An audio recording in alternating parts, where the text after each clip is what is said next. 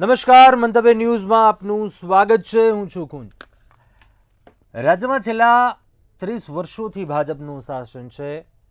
છેલ્લા ઘણા સમયથી આપણે એવી ચૂંટણીઓ જોઈ છે. કોંગ્રેસનો કાર્યકર પણ નિરાશ હતો, પરંતુ કોંગ્રેસના કાર્યકરોની નિરાશાને ખંખેરીને ઉત્સાહિત કરવા માટે રાહુલ ગાંધી ગુજરાતની મુલાકાતે આવતા થયા છે. છેલ્લા 40 દિવસ તો ક્યાંક ત્રીજી ચોથી વખત મુલાકાત કરી. મોડાસામાં ઉત્તર ગુજરાત, સાબરકાંઠા, અરવલ્લી ગુજરાતના કેટલાક અગ્રણીઓ કાર્યકર્તાઓ સાથે બેઠક યોજી. બેઠક બાદ રાહુલ ગાંધીએ જાહેર સભા સંબોધી, જેમાં કાર્યકરોનો ઉત્સાહ વધારતા કહ્યું કે ભાજપ આરએસએસનું ગુજરાતથી જ હરાવવાની શરૂઆત કરીશું. આ એક વિચારધારાની લડાઈ ગણાવી. ત્યારે સવાલ એ થઈ રહ્યો છે, શું ગુજરાત મુલાકાત બાદ શું પરિવર્તન આવશે એવું પક્ષમાં? રાહુલ ગાંધીનો ગુજરાતનો આ પ્રવાસ કેટલો સફળ થશે? 2027માં જે કમબેક પ્લાન તેમનો કેટલો સફળ થાય છે તે જોવું રહેશે. આ તમામ મુદ્દાઓને લઈને વાત કરવી છે. સીધો સંવાદમાં મિશન ગુજરાત પર રાહુલ ગાંધી.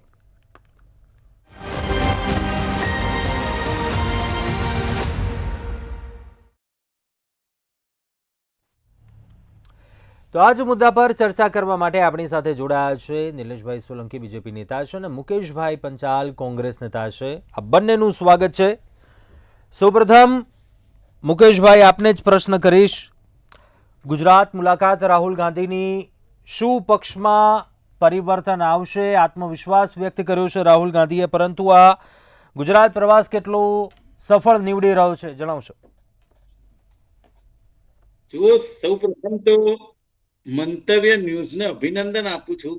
જે કોંગ્રેસ પાર્ટીની જે અંદરની વાત છે, છતાં પણ એમણે એક વિરોધ પક્ષ સબળ રહે, ગુજરાતની અંદર મજબૂત થાય, અને એની શું વાત છે જાણવાનો અને જણાવવાનો જે પ્રયત્ન કરે છે મંતવ્ય ન્યૂઝે, તેમને ખૂબ ખૂબ અભિનંદન આપું છું. હવે વાત એવી છે કે જે રીતે રાહુલજીએ વાત કરી છે કે આપણે ગુજરાતમાં કેવી રીતે જીતવું, આજે પાર્ટી લાઈન એવી જ છે કે જે જરૂર જે આપણે જરૂર પડે. મારો અવાજ આવી રહ્યો છે? જી, આવી રહ્યો છે આપનો અવાજ. ઓકે. એટલે જે રીતે જરૂર પડે એ રીતે આપણે કાર્ય કરવું છે. ગુજરાતની પ્રજા શું ઈચ્છે છે એ રીતે આપણે કામ કરવું છે. જે રીતે જિલ્લા લેવલે, જે રીતે તાલુકા લેવલે સંગઠન મજબૂત કરવા ઉપર ભાર મૂક્યો છે. અને સૌથી અગત્યની વાત એ છે કે પહેલી વાર આઝાદી પછી કોઈ પણ પાર્ટીમાં એવો નિર્ણય લેવામાં આવ્યો કે જે જિલ્લા લેવલે જે પ્રમુખ છે, કે જિલ્લા લેવલના જે કાર્યકર્તા છે, સંગઠનના જે પદાધિકારીઓ છે, એ લોકો નક્કી કરશે કે કોને ટિકિટ આપવી, કેવી રીતે આપવી ને કેમ આપવી. અને દિગ્ગજ નેતાઓ જે છે એ લોકોને પણ સાથે રાખવાના, પણ દરેક માણસે પોતાનો જિલ્લો, પોતાનું બૂથ મજબૂત કરીને આગળ ચાલવાનું રહેશે. આવી ચોખ્ખી વાત કરવામાં આવી. અને જે રીતે સંગઠનની જે ચર્ચા કરી છે તેની અંદર કાર્યકર્તાઓ સાથેના એમણે સંવાદ ખૂબ સારી રીતે, તમે સમજો કે આજે આટલા બીજી શિડ્યુલની અંદર ગુજરાતમાં વારંવાર આવીને જે તાલુકાને ગામડા લેવલના કાર્યકર્તાઓને સાંભળવા કે ભાઈ જે રીતે કામગીરી થઈ રહી છે એના કરતા કઈ રીતે કરવી, એ એમને વાત પણ કરવી અને એમની રજૂઆતો પણ સાંભળવી.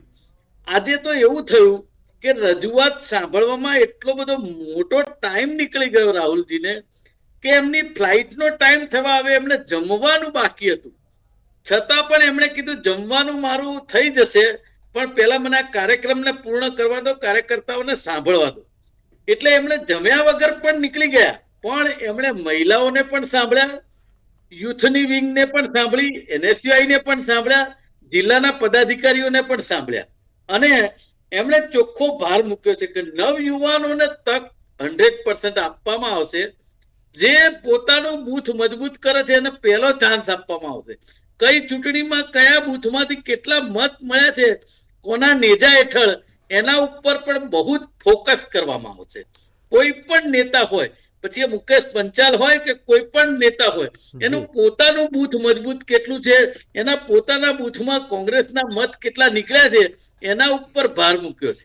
એટલે દરેક કાર્યકર્તાને પોતાનું જોમ કે એની શક્તિ બતાવવી પડશે કે તમે કેવી રીતે કામ કરવા માંગો છો ને કેવી રીતે કરો છો. એટલે અલ્ટિમેટલી એવું કહેવાય, મહિલાઓને પણ એવું કહ્યું છે કે જે રીતે જિલ્લા પ્રેસિડેન્ટ કે ચેરમેનની અધ્યક્ષની જે વાત છે એની અંદર મહિલાઓને પણ સમોવડી અંદર સ્થાન આપવામાં આવશે કે જેથી કરીને આગામી દિવસોમાં જે રીતે યુપીએના પૂર્વ ચેરપર્સન હતા સોનિયાજીએ એ મહિલાઓની જે વાત કરી હતી 33%, એનાથી વધારે જી કેમ કે મહિલાઓને સ્થાન આપી સંગઠન હોય કે પછી ચૂંટણી લડવાની હોય ત્યારે ઉમેદવારીમાં પણ અને દરેક જગ્યાએ મહિલાઓને અને યુવાનોને ચોક્કસ એમની દિશામાં એમના જે રીતે કેલિબર પ્રમાણે એ લોકોને સાથ આપવામાં આવશે એવું એમણે એમના વક્તવ્યમાં કહ્યું છે. અને એમણે કહ્યું કે મારી જ્યાં પણ જરૂર પડશે, જે ગામડામાં, જે તાલુકામાં, જે કાર્યકર્તાઓ ક્યાંય પણ એને તકલીફ હશે અને એને મને જો સમાચાર મળશે કે મને કેવડાવવામાં આવશે તો હું ગુજરાત તમે કહેશો ત્યારે પાછો આવીશ.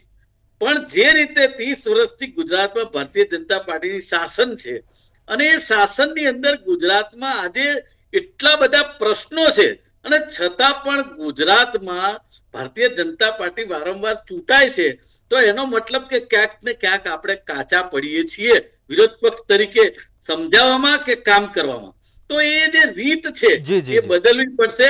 વિરોધ પક્ષનું જે કામ છે, આ જે આપણે મીડિયાના માધ્યમથી કે ડિબેટના માધ્યમથી વાત કરીએ છીએ તો સાચું, પણ સાથે સાથે રસ્તા ઉપર આવીને પણ ધારો કે મોંઘવારી હોય, બેરોજગારી હોય, ભરતી પ્રક્રિયા હોય, એવા કોઈ પણ જે અત્યારે જે રીતે ગુજરાતમાં પ્રોબ્લેમ છે એ પ્રોબ્લેમ પ્રજા સુધી એમની આજીવિકામાંથી પ્રજાને ટાઈમ મળતો નથી.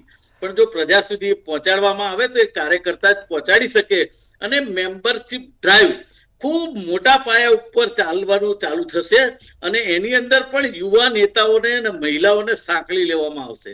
એટલે આખો એ જે ગોલ છે એમનો ગુજરાત જીતવાનો એ ખૂબ સરસ છે. દરેક કોંગ્રેસના પદાધિકારીથી કાર્યકર્તાઓને એમાં જોશ આવ્યો છે અને આજે એવું કહી શકાય કે મને એવું લાગે છે કે કાલને કાલ તો કોઈ આસમાની સુલતાની નથી થવાની, પણ જે રીતે રાહુલજીની પહેલ છે એમાં નીચેના કાર્યકર્તાઓથી માંડી અને નેતાઓને દરેકને એક જોમ આવ્યું છે કે હવે આપણે ગુજરાતમાં કોંગ્રેસ લાવી છે અને આ જ રીતે ફેરફાર સંગઠનમાં પણ કરવો પડે, ચૂંટણી લડતી વખતે પણ કરવો પડે અને કાર્યકર્તાઓ ઘરે ઘરે બૂથ લેવલે અને પ્રજા વચ્ચે જઈને કામ કરે એની એમણે વાત કરી છે. નિલેશભાઈ, રાહુલ ગાંધીની આટલા કેટલાક દિવસોથી મુલાકાત અને હવે જે રસ ગુજરાતમાં દાખવી રહ્યા છે, ભાજપની તૈયારી કેટલી છે? પહેલા તો કુંજભાઈ, મંતવ્યની જનતાને જે પ્રેક્ષક મિત્રો છે એમને ખૂબ ખૂબ અભિનંદન કે બહુ જ સારા એવા વિષયો લઈને આવો છો. અને આજે જે રીતે રાહુલ ગાંધી ગુજરાતમાં પ્રવાસ કરી રહ્યા છે ને 30 વર્ષે, તો મને એક યાદ આવી કે એમને જે કહ્યું કે ભાજપના કોંગ્રેસ હરાવી શકે છે, ભાજપને જ કોંગ્રેસ હરાવી શકે છે એવો એમને ભારપૂર્વક કહ્યો. તો આપણા થોડા ઇતિહાસમાં તમને વાગોળું કે સરદાર સાહેબ, નહેરુ ગાંધીજી અને આચાર્ય અને ગાંધીજીને CWC જે 15 જણાની કમિટી હતી કે પહેલાં પ્રધાનમંત્રી કોણ બનશે, તો 15માંથી 12 વોટ સરદાર સાહેબને મળ્યા હતા, 2 વોટ આચાર્યજીને મળ્યા હતા. નહેરુજીને એક પણ વોટ મળ્યો નહોતો, પણ ગાંધીજીની લાગણી હતી. એ વખતે પણ એક ગુજરાતના પનોતા પુત્ર સરદાર સાહેબ ભારે પડ્યા હતા અને નહેરુ ગાંધીજીને એ કહેવાય ને કે જીતી નહોતા શક્યા. ઠીક, જે પછી કઈ રીતે પ્રધાનમંત્રી બને એમાં નથી જવું. આજે જે રીતે ભારતીય જનતા પાર્ટી સમગ્ર એશિયામાં સૌથી મોટી પાર્ટી કે જેનું અસ્તિત્વ 2 સીટ હતી, 2 સીટ પણ જીતવી હોય ને તો ખરેખર વિપક્ષમાં અમારી કાર્યકર્તાઓની જે અમારા નેતૃત્વ હતા એમને જે તકલીફ પડી છે ને એ ભારતીય જનતા પાર્ટીનો કાર્યકર્તા જ સમજી શકે છે. જે રીતે આજે શ્રી નરેન્દ્ર મોદીજીના એક અકેલા સપ્પર ભારી વાત સાચી છે. આજે ભારતમાં નહીં પણ સમગ્ર વિશ્વમાં શ્રી નરેન્દ્ર મોદીજીની સામે એમની જે લોકપ્રિયતા આપણે જોયું છે કે જે રેટિંગ આવે છે દુનિયાની અલગ અલગ જે સર્વે કરનારી કંપનીઓ રેટિંગ આપે છે એ રેટિંગ ઉપર તો આપણને ખ્યાલ આવે. અમારી પાસે અમિત શાહજી જેવા વ્યૂહ રચનાત્મક છે કે ભારતીય જનતા પાર્ટી 30 વર્ષથી ગુજરાતમાં શાસન કરે છે, કોંગ્રેસને એમાં સહેજ પણ જગ્યા નથી મળી.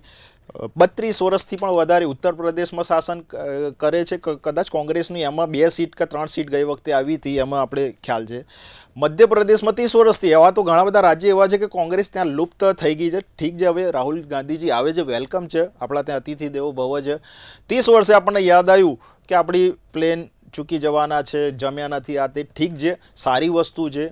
પણ એક કાર્યકર્તાઓનું એક અપમાન એમને જે કર્યું કે ભારતીય જનતા પાર્ટી સાથે મળેલા છે, એટલે એક તો પહેલાં કે તમારા કાર્યકર્તા ઉપર તમને વિશ્વાસ નથી. કાર્યકર્તાઓ કોઈ પણ પાર્ટીના હોય, આપણને ખ્યાલ છે કે રોડ ઉપર એ વ્યક્તિ રેલીમાં જતો હોય, પોસ્ટર લગાવતો હોય, ખુરશીઓ ગોઠવતો હોય, કાર્યક્રમ મોટા નેતા હોય, પહેલાં 3 કલાક પહેલાં બિચારો સવારથી જઈને એના બધા જ કામ છોડીને પાર્ટીના કામમાં હોય. અને એવી પાર્ટી ઉપર જો તમારા કોઈ કાર્યકર્તાની શંકા થાય તો એ પાર્ટી ક્યાં છે જોયું આપણે. જે રીતે ભારતીય જનતા પાર્ટીની જે બૂથ લેવલ મેનેજમેન્ટ છે કે સવારે આગલા દિવસે અમારા ત્યાં જે ઇલેક્શન હોય, આપણા ત્યાં પંચાયતથી માંડીને પાર્લામેન્ટ સુધી ઇલેક્શનો આવે છે, તો કોઈ પણ ઇલેક્શનમાં ભારતીય જનતા પાર્ટીનો કાર્યકર્તા આગલી રાતે મીટિંગ થાય છે ને મારે 7 વાગે સવારે 6 વાગે ઉઠવાનું છે અને 7 વાગે બૂથમાં જઈને બેસી રહેવાનું છે. એનું બીજું કોઈ કામ નહીં હોતું કે બસ મારે મારી પાર્ટીમાં કઈ રીતે આગળ કામ કરી શકાય અને કઈ રીતે મને જે કામ આપ્યું છે એ કામ કાર્યકર્તાને કામ મળે છે અને કામને કાર્યકર્તા મળે છે, અને એટલા જ માટે કાર્યકર્તાઓની પાર્ટી છે. જે રીતે અમારી જોડે RSS જેવા સહયોગી છે કે અમારા જે સ્વયંસેવક છે, માત્ર હિન્દુત્વ, રાષ્ટ્રહિત, જે રીતે ભારતની સંસ્કૃતિ બચાવવા માટે, એ પણ ઘણો બધો ફરક પડે છે. જે વિશ્વમાં ગુજરાત મોડલ છે કે વિશ્વમાં આજે ગુજરાત સમગ્ર વિશ્વમાં કે આજે આપણે રિવરફ્રન્ટ લઈ લો, સ્ટેચ્યુ ઓફ યુનિટી લઈ લો, અટલ બ્રિજ લો, આવા કેટલા એવા છે કે આપણા ફોરેનના કેટલાય વિદેશના લોકો આવે છે કે ભાઈ આ રિવરફ્રન્ટ તમે કેમનું બનાવ્યો, કે જ્યાં લોકો ઊભું રહેવા તૈયાર નહોતા, દુર્ગંધ મારતી હતી. તો આવા કેટલાય આપણી જોડે એવા આઇકોનિક બની ગયા છે કે ગુજરાત વિશ્વ વિખ્યાત મોડલ બની ગયું છે. જે રીતે આપણે વિપક્ષની નબળાઈ જોઈએ છે કે 2017માં 99 સીટ આવી હતી, ઠીક છે, સારી વિપક્ષ હોવું જ જોઈએ, મજબૂત હોવું જોઈએ. પછી સીધો આંકડો આવી ગયો એકદમ કે 10% પણ એમને વિપક્ષનો સિમ્બોલિક ના મળ્યો. આજે પણ નથી. વિપક્ષ હોવો જોઈએ, પણ વિપક્ષમાં પણ તમે તમારા નેતાઓને સાચવી ના શકો.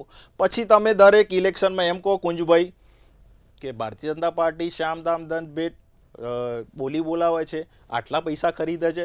ભાઈ તમારા તો પેલા કહેવાય ને કે પ્રભારી કચરો કહી ચૂક્યા છે. કચરો તમારા ત્યાં હોય ત્યાં સુધી વાંધો નથી, અને પછી એમ છે કે કચરો, અને એમાં પણ એમની ઉપર તો આક્ષેપ લાગ્યા હતા કે ભાઈ ટિકિટ ખરીદી કરી હતી, લોકોના પૈસાની વહેંચણી કરી હતી. તો રાહુલ ગાંધીજીને આજે જ આપણે જોયું છે કોર્ટના ઓર્ડર પ્રમાણે કે EDએ ચાર્જશીટ દાખલ કરેલી છે. હવે આની ઇફેક્ટ જનતા ઉપર શું પડે છે એ તો જનતા ઉપર રહ્યું કે કોઈ ઇલેક્શન આવશે ત્યારે એમને ખબર પડશે. પણ આજે સમગ્ર ભારતમાં જે રીતે જે કાયદાકીય વ્યવસ્થામાં એમાં તો ભારતીય જનતા પાર્ટી ના આવે ને, એમાં તો કોઈ પ્રોબ્લેમ ના આવે ને, ક્યાંક આ તો માન્ય કોર્ટે એમના જામીન આપ્યો અને આવી પાર્ટી કયા તમને સંદેશો આપશે, કયા કાર્યકર્તાને ઊભા કરશે, જનતામાં શું મેસેજ જશે? આજે પણ ભારતીય જનતા પાર્ટી શ્રી નરેન્દ્ર મોદીજીના દિશા નિર્દેશ પ્રમાણે મુખ્યમંત્રી શ્રી ભૂપેન્દ્રભાઈ પટેલના નેતૃત્વમાં જે કામ કરી રહી છે ને, આજે તમે જો ગરીબોના ઘરનું ઘર મળ્યું, શૌચાલય મળ્યા, નળ સે જલ મળ્યું, આજે બધી જ રીતે તમે જો કે 10 લાખનો વીમો તમને મળે છે. તો આ જનતાને જે રીતે અમારી સરકારે કનેક્ટિવ કર્યું છે, આ ભારતીય જનતા પાર્ટીના કાર્યકર્તાની હરીફાઈમાં હું માનું છું ત્યાં સુધી કદાચ કોઈ બીજી પાર્ટી નહીં આવી શકે. મુકેશભાઈ, આજે વાત આવી કે કોંગ્રેસમાં રહીને ભાજપ માટે જે કામ કરતા હોય તેમને બહાર કાઢવામાં આવશે.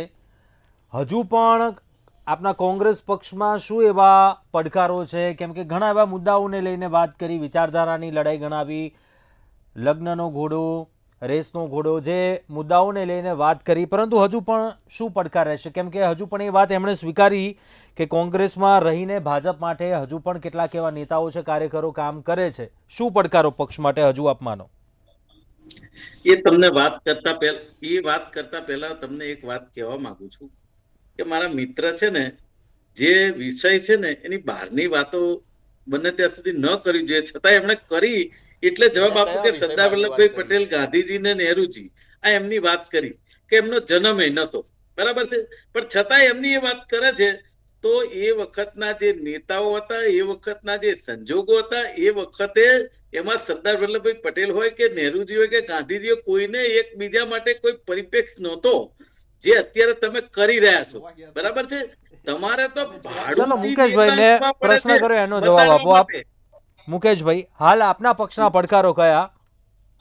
જી, હું તમને એ જ વાત કરું છું. એમણે કર્યા ત્યારે તમારે રોકવા જોઈતા હતા, એટલે હું આ જવાબ આપું છું. અરે ભાઈ, ઇતિહાસ છે કુંજભાઈ, ઇતિહાસ છે, ઇતિહાસ વગોળે વાંચે. એમને તમે પણ નતા ત્યાં હાજર, તમે હાજર નતા ત્યારે. સમગ્ર ભારતના ઇતિહાસમાં છે કે સરદાર સાહેબના 12 વોટ મળ્યા હતા, આચાર્યજીના 2 વોટ મળ્યા હતા. આપણે મુદ્દાથી ભટકી રહ્યા છે. ઇતિહાસ તમારો કાળો છે, એમાં અમે શું કરીએ? નિલેશભાઈ, આપણે મુદ્દો ભટકી નહીં, રહ્યા તમે છે. ઇતિહાસને ચેલેન્જ કરો છો કે ઇતિહાસ તમારો છે.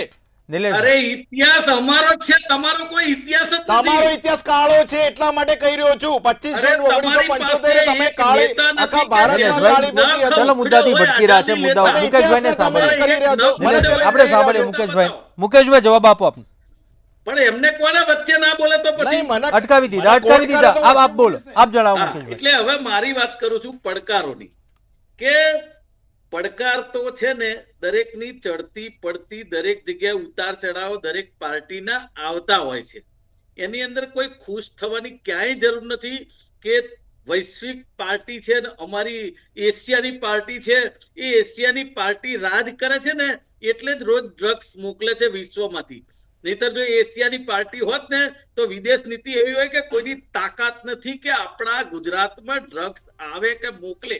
તમે સમજો, એ જવાનો જાનના જોખમે પકડે છે, એ આપણા જવાનો જાનના જોખમે એટીએસ પકડે છે, પણ બાકી તાકાત તો છે ને વિદેશ વાળાની કે મોકલે છે.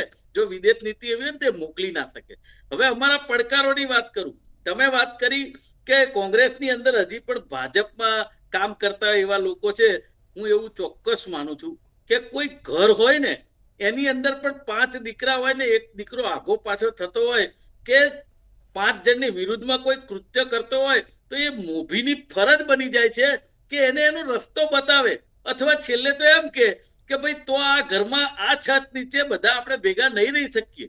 તો એ વાત તો એ કરી જ શકે છે મોભી. તો એ રીતે રાહુલજીએ કહ્યું કે જે રીતે ભારતીય જનતા પાર્ટી સાથે સંકળાયેલા લોકો કોંગ્રેસને ઊભી કરવામાં ક્યાંક ને ક્યાંક અડચણ કરે છે, તો એવા લોકોને દૂર કરવા જોઈએ અથવા તો એ સાઇડ ટ્રેક કરવા જોઈએ. તેમાં કશું ખોટું નથી. એ તો ભારતીય જનતા પાર્ટીમાં પણ ધારો કે કોઈ ભારતીય જનતા પાર્ટીનો માણસ કોઈ કોંગ્રેસ કે બીજી પાર્ટી સાથે રહીને ભારતીય જનતા પાર્ટીને નુકસાન કરે તો શું એ લોકો ચલાવી લેશે? કોઈ પાર્ટી ના ચલાવી લે. એટલે એની અંદર કોઈ ચર્ચા કરવાનો મારી દ્રષ્ટિએ વિષય જ નથી. પણ વાત જે કરી રહ્યા છે ને કે નળ સે જળ પૂરું કરી દીધું, અત્યારે આ યોજના પૂરી કરી દીધી. સાહેબ, ચારે બાજુ ભ્રષ્ટાચાર છે. કુંજભાઈ, તમારી મંતવ્ય ન્યૂઝ જે છે એ અને તમારી પ્રતિષ્ઠિત જેવી ચેનલ છે એવી ચેનલો રોજે રોજ કૌભાંડ, ભ્રષ્ટાચાર અને હિંસા, કાયદો અને વ્યવસ્થા ઉપર સવાલ ઉભા થાય છે. રોજે રોજ થાય છે. તો એ વસ્તુ ઉપર વિરોધ પક્ષ સવાલ નહીં કરે. તમારે એમ કેવું છે અમે જે રાજ કરીએ છીએ, જે 2 જણા કહે છે એ કરે રાખવાનું આખા ગુજરાતે, અને અમે રાજ કરે રાખીએ. તો એવું રાજ તો આ ગુજરાત પસંદ ના કરે. ગુજરાતની જનતા, ગુજરાત તો એવું હતું જે શાંતિપ્રિય ગુજરાત હતું. ગુજરાતની અત્યારે પરિસ્થિતિ તમે જુઓ. સવારે ઉભા થાવ. ચલો મુકેશભાઈ, અટકાવવા માંગુ છું આપને. મુકેશભાઈ, નિલેશભાઈને પ્રશ્ન કરવો છે. પેપર ના ફૂટ્યા હોય આવા બધા કેટલાય મુદ્દા ઉપર આવું છે. રાહુલજીના મનમાં એક જ વાત નિલેશભાઈ, છે. આપનું શું કહેવું છે? આજે વાત હતી ભાજપ માટે કામ કરે છે કોંગ્રેસ પક્ષમાં રહીને, અને ચૂંટણી ઉપર પણ જોયું કે ઘણા એવા. મુકેશભાઈ, આપને અટકાવવા માંગુ છું. કરવા માટે ડબલ એન્જિન નથી હોતા. મુકેશભાઈ, અટકાવવા માંગુ છું આપને. સુવિધા આપવા માટે હોય છે. નિલેશભાઈ, આપનું શું માનવું છે? કેમ કે રમેશ ચૂંટણી ટાણે પણ આપણે જોયું છે કે વિપક્ષમાંથી ઘણા એવા નેતાઓ આવશે આપના પક્ષમાં, હોદ્દો પણ મળશે, ટિકિટ પણ મળે છે. જોયું છે ભૂતકાળની ચૂંટણીઓમાં. રાહુલ ગાંધીએ પણ આજે કીધું કે કોંગ્રેસમાં રહીને ભાજપમાં કામ થાય છે. શું અંદરો અંદર પક્ષમાં પણ નિરાશા, જૂથવાદ ઉભો થશે આ વાતથી? આમાં તથ્ય કેટલું આ વાતમાં? જો મેં આપને કહ્યું કે કુંજભાઈ, ભારતીય જનતા પાર્ટીના કાર્યકર્તા હોય કે બીજા પાર્ટીના કાર્યકર્તા એ મન લગાવીને એ બધી રીતે મહેનતથી એ પાર્ટીને આગળ કઈ રીતે વધારી શકાય. હવે જે રીતે રાહુલ ગાંધીજી આવ્યા, સારી વસ્તુ જે આવે એમની પાર્ટીમાં પ્રોત્સાહન આપે, કાર્યકર્તાઓને જોશ આપે. પણ તમે એમ કહો છો કે ભારતીય જનતા પાર્ટીનું નામ લો છો એટલે હું આની પર જવાબ આપું છું, કારણ કે એમનો વિષય આવે છે આર્ય કે ભાજપ સાથે મળેલા. હવે તમે વિચારો કે દાખલા તરીકે આપણે એક મુકેશભાઈનું ઉદાહરણ લઈએ. હું એમ કહું કે ભાઈ મુકેશભાઈ ભારતીય જનતા પાર્ટી સાથે મળેલા છે, તો શું રાહુલ ગાંધીજી તપાસ કરવાના છે? તપાસ કરશે તો કયું ફોર્મેટ રહેશે? મુકેશભાઈને શું સીધા ઘેર મોકલી દેશે? તો આ ફોર્મેટ શું છે? તો આ એક મિનિટ મુકેશભાઈ, મેં દાખલા તરીકે એક એક્ઝામ્પલ આપ્યું, તમારી પર નથી કહેતો. તો રાહુલજી શું વિચારશે એ આપણે એમને એમની પર છોડીએ. બીજું કે આજે ભારતીય જનતા પાર્ટીએ જે ભ્રષ્ટાચારની અમારા મિત્ર, અમારા વડીલ પ્રવક્તા કોંગ્રેસના જે વાત કરી રહ્યા છે કે આમાં તો ઈડીએ આજે ચાર્જશીટ દાખલ કરી, એટલે આઈ થિંક હું માનું કે હવે ચાર્જશીટ દાખલ કરે ભાઈ, બોર્ડ ઉપર કેસ આવે છે અને માન્ય કોર્ટ હવે આગળ એક કાર્યવાહી કરશે. જ્યાં સુધી ગુજરાત જીતવાનો વિષય છે, 7 વખતની વિધાનસભા ભારતીય જનતા પાર્ટીએ જીતી છે. એક મિનિટ મુકેશભાઈ, ખોટું લાગશે કારણ કે આપણી પાર્ટીના નેતાઓ ઉપર આવા આક્ષેપ થયા હોય, એ પુરવાર થાય તો ખોટું લાગે. મુકેશભાઈ એક મિનિટ આપણે રોકો. નિલેશભાઈ, આજે તમે જે પણ મોરચે તમે વાત કરી રહ્યા છો, આજે ગુજરાતમાં 7 વખતની વિધાનસભા ભારતીય જનતા પાર્ટી જીતી છે. એમાં શ્રી નરેન્દ્ર મોદી છે, એટલે હું માનું ત્યાં સુધી 1995 કોંગ્રેસ પડકાર ઝીલી રહી છે અને અમારા ગુજરાતના એક મતદાતા કોંગ્રેસને જાકારો આપી રહ્યા છે. 1995 આજે 2025 થઈ, 30 વર્ષથી. તમે વિચારો કે હવે કોંગ્રેસને મનોમંથન, ચિંતન, શિબિર રાતે જેટલા મનોમંથન કરવાના હોય કરી લે, પણ આજે ગુજરાતની જનતા જાણી ગઈ છે કે ભાઈ મારે આજે 12 મહિનામાં મારે આજે કોઈને મતદાન કરવું છે, તો બધી સિઝનમાં વર્ષના 12 મહિના 365 દિવસ 24 કલાક કયો કાર્યકર્તા, કયો કોર્પોરેટર, કયો સરપંચ, કયો જિલ્લા ડેલિગેટ, કયા ધારાસભ્ય આવશે, તો એને ખબર છે કે આ ભારતીય જનતા પાર્ટીનો કાર્યકર્તા છે. થોડું મોડું થશે પણ આવશે, કોઈ ત્રુટિ હશે તો સોલ્વ કરશે. અને એટલા જ માટે આજે તમે જુઓ, તમે રાજ્યસભાની સીટો લઈ લો, રાજ્યસભામાં પણ આજે કોંગ્રેસ મુંહ તોડે, એને કહેવાય ને કે એને શરમ આવે એવી સીટો આવી છે. સમગ્ર ભારતમાં હું કહું કે ત્રીજી વાર આજે ભારતમાં મોદીજીએ ત્રીજી વાર શપથ લીધા. હવે તમે જુઓ કે 3 સમયનું ટોટલ પણ ભેગું કરીએ છીએ ભારતીય જનતા પાર્ટીનું, તો કોંગ્રેસનું 1 સમયનું નથી થતું. આજે તમે જુઓ કે 99 સીટથી વધ્યા નથી. બીજું કે એમના જે ગઠબંધનવાળી પાર્ટી છે, ગઠબંધનવાળી પાર્ટી વાતાવરણ પ્રમાણે બદલાય છે. આજે પણ ભારતીય જનતા પાર્ટીની સાથે જે ગઠબંધનમાં એનડીએમાં હતી, તમે જુઓ કે જે અમારી એલાયન્સ પ્રી પોર એલાયન્સ હતી, આજે પણ એ છે. કોંગ્રેસ એના તોડવાના બધા જ બહાના કરે છે. આજે હું એમ કહું છું કે રાહુલ ગાંધીજી ગુજરાતમાં આવે છે, સારી વસ્તુ છે, પણ રાહુલ ગાંધીજી પછી ભારત બહાર જાય છે ને પછી એમનો એક અલગ જ એમનો મૂડ બની જાય છે, અલગ એમનું બોડી લેંગ્વેજ થઈ જાય છે કે લોકશાહી નથી. તમને એવું લાગે છે કે ભારતમાં શીખોને કોઈ તકલીફ હોય કુંજભાઈ? એવું ક્યાંય કોઈ જગ્યાએ દેખવા મળ્યું? પછી એમ કે છે કે ભાઈ ભારતમાં લોકશાહી નથી. હવે તમારા સમયમાં લોકશાહી આવી જાય છે અને જ્યારે મોદીજી શપથ લેતા હોય, મોદીજી સંસદનું ઉદ્ઘાટન કરતા હોય, ત્યારે તમને કોઈ તકલીફ પડે છે. ભગવાન શ્રી રામના મંદિરમાં જતા ત્યારે તમને કોઈ તકલીફ પડે છે. જ્યારે તમે, એટલે એનો મતલબ એવો થયો કે ગાંધી પરિવાર સિવાય કંઈક જવું જ નથી, આપણે કોઈ જગ્યાએ કોઈ આમંત્રણમાં જવું નથી. અને પછી તમે તમારા કાર્યકર્તા, ભારતીય જનતા પાર્ટીનું નામ આવે છે એટલા જ માટે કહી રહ્યો છું કે ભારતીય જનતા પાર્ટીને એવા કોઈ સ્લીપર સેલ કે એવા કોઈ જેટલા આક્ષેપ કરો છો આને કોઈ જરૂર નથી. ભારતીય જનતા પાર્ટીની એક એની શક્તિ છે કાર્યકર્તાઓ, અને એટલા જ માટે પ્રધાન સેવક કેમ કહેવાય છે? કારણ કે પોતે એ સેવક જેવું કામ કરે છે. ક્યારે અમારા નેતામાંથી પ્રધાનમંત્રી બનેલા છે, જ્યારે કોંગ્રેસના પ્રધાનમંત્રીમાંથી નેતા બન્યો, એટલે એમને થોડી તકલીફ પડે કે ડાયરેક્ટલી તમે કોઈના કહેવાય કે નાની પોસ્ટથી મોટી પોસ્ટ બનાવો છો, તો પ્રધાન સેવક પોતે ગરીબીમાંથી આવેલા છે. એટલા જ માટે કહી રહ્યો છું કે એક ગરીબનું એ છેવાડાના માનવી સુધીની તકલીફ છે ને, આ અમારા નેતાઓએ સમજેલી છે. અને એટલા જ માટે સમગ્ર ભારતમાં આજે અમારી સરકાર છે. નિલેશભાઈ, મુકેશભાઈ જણાવો. ખૂબ જ સારી વાત છે. અમે આશા એ રાખીએ વિપક્ષ એ પ્રમાણે મજબૂત થાય. જે શરૂઆત કરી છે મુલાકાત લેવાની, આ મુલાકાતોનો દોર શું ચાલુ રહેશે? શું કહેશો? મુલાકાતોનો દોર ચાલુ રહેશે. એના માટે તમે પણ સાંભળ્યું છે મીડિયા દ્વારા, અને કાર્યકર્તાઓને પણ ખબર છે કે રાહુલજીએ કીધું જ્યાં પણ મારી જરૂર પડે, ગુજરાતમાં લોટ્સ ઓફ લીડર અને કાર્યકર્તા છે, છતાં પણ જ્યાં જરૂર પડે ને ત્યાં મારી તૈયારી છે.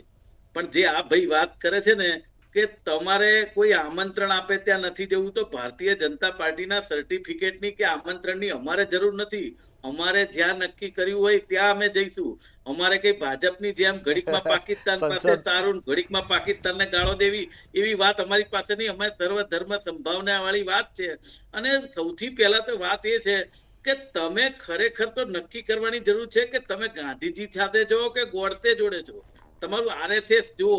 તમે કોઈ દિવસ આપણા લોકલાડીલા પ્રધાનમંત્રી ગાંધીજીને રાષ્ટ્રપિતા નથી બોલતા, અને હમણાં આરએસએસ ના લોકો તો ઝંડો પણ નથી લગાવતા આપણો. એટલે ખરેખર ત્રુટીઓ એમનામાં છે, 10 ધીરે સેકન્ડ ધીરે આપીશું. બહાર આવતી મને જાય છે. એનો મતલબ એ થયો કે એ તમે કોસવાની વાત કરો છો. પણ તમે જે રીતે કોંગ્રેસ પાર્ટીએ આ ગુજરાતમાં પગ પેસારો કર્યો, એમને એવું થયું છે કે આ ગુજરાત હાથમાંથી જતું રહેશે એટલે રાહુલજી ને સોનિયાજી ઉપર ને પેલા કેસો ચાલુ કર્યા ને ચાર્જશીટો દાખલ કરી. 10 વર્ષથી દાખલ કરેલી છે, કેમ અત્યાર સુધી જેલમાં નાખી દો ને. પણ મૂળ વાત એવી છે કે તમે પંચ દબાઈ રાખો એટલે એ પાછા દબાઈ જશે. ચલો તો મુકેશભાઈ, એવી આપણે વાત મુદ્દો હવે છે ભટકી નહીં. ગયા. સાંભળ્યું, ભારતીય સમયનો જનતા પાર્ટીને જે જી. કરવું એ કરી લે, જેને જેલમાં નાખો એ નાખી લે. બાકી કોંગ્રેસ હવે કૂદકે ને ભૂસકે ગુજરાતમાં સરકાર બનાવવા જઈ રહી છે. આ મુકેશભાઈ, તમને સમયનો પણ નિલેશભાઈ આ ટૂંકમાં ભારતીય જણાવી દો આપનો જનતા જવાબ. પાર્ટીને પડકાર છે. એમનો મુકેશભાઈ, બંધ કરો તો. જણાવી દો આપનો એમને સંઘની વાત કરી. સંઘ આમાં ક્યાંય કોઈ જગ્યાએ મેં કોઈ વિવાદમાં અરે નથી, ભાઈ, કોઈ તમે જગ્યાએ નથી. સંઘની વાત નહીં, ચલો તમે સંઘના આપણે પગથિયે ચડીને 10 તો સેકન્ડ સત્તામાં મુકેશભાઈ, આવ્યા. એક હવે મિનિટ, તમે મુકેશભાઈ સાંભળી લે, મુકેશભાઈ, સમયનો અભાવ છે. મને એ તમારી ખબર સારી નથી. ડિબેટ. મુકેશભાઈ તમને સાંભળ્યા છે, તમને સમય પૂરતો સંઘે આપ્યો નથી છે. ગમતું. નિલેશભાઈ, 1963માં નહેરુ ગાંધીજીએ જ્યારે ખબર પડી કે ભાઈ રાષ્ટ્રીય સ્વયંસેવક આટલું કામ કરી, આજે જ મેં સોશિયલ મીડિયામાં પોસ્ટ મૂકી છે ને સારું એવું મને એક તમને 10 સેકન્ડ કે 26મી જાન્યુઆરીએ જ્યારે પરેડ થઈ ને ત્યારે ઇમરજન્સી આમંત્રણ આપવામાં આવ્યું હતું કે ભાઈ 26 જાન્યુઆરીની પરેડમાં રાષ્ટ્રીય સ્વયંસેવકની ટુકડી એમના વેશમાં આજે એમને ઇન્વિટેશન આપ્યું હતું. અને આ પોતે જ એમના જ નેતાને આ વખોડી રહ્યા છે કે ભાઈ તો તમે સાચા છો, આજે મુકેશભાઈ સાચા તો નહેરુ ગાંધી ખોટા, નહેરુ ગાંધી ખોટા તો આજે મુકેશભાઈ સાચા. તો પહેલા એ નક્કી કરે ભટકીએ, સમયનો બહુ અભાવ છે. કે રાષ્ટ્રીય સ્વયંસેવકની ટુકડી આપણે સમયનો અભાવ છે. 26મી જાન્યુઆરીએ પરેડ કરી હતી નિલેશભાઈ, ભાઈ. મુકેશભાઈ, આ બંનેને ત્યારે. અટકાવું છું. સમયનો અભાવ છે. મુકેશભાઈ, નિલેશભાઈ, આ બંને ચર્ચામાં જોડાયા. આ બંનેનો આભાર, અભિપ્રાય આપ્યો. આશા એ રાખીએ અંતમાં કહેવાનું એટલું થાય છે, આટલા વર્ષોથી ભાજપનું શાસન છે રાજ્યમાં, પરંતુ ફરી એકવાર વિપક્ષ તરીકે પરિવર્તન લાવવાની, કમબેક થવાની વાત કરી રહ્યું છે. શું આ ખરેખર પરિવર્તન આવે છે, કમબેક તે રીતે થાય છે કે કેમ, તે આવનારો સમય જ બતાવશે. અત્યારે સીધું સંવાદમાં બસ આટલું. વધુ સમાચારો અને અપડેટ મેળવવા માટે આપ જોતા રહો મંતવ્ય ન્યૂઝ. નમસ્કાર.